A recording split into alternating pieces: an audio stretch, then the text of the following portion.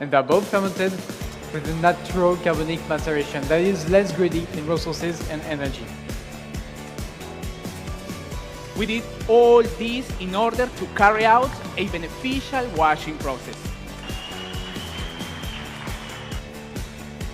And its origin is Pensa in the Sidama region of Ethiopia.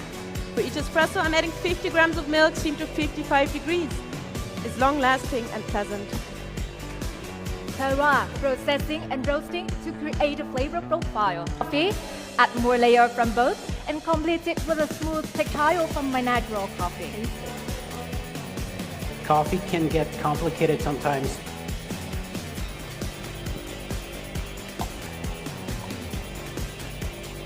For 100 years.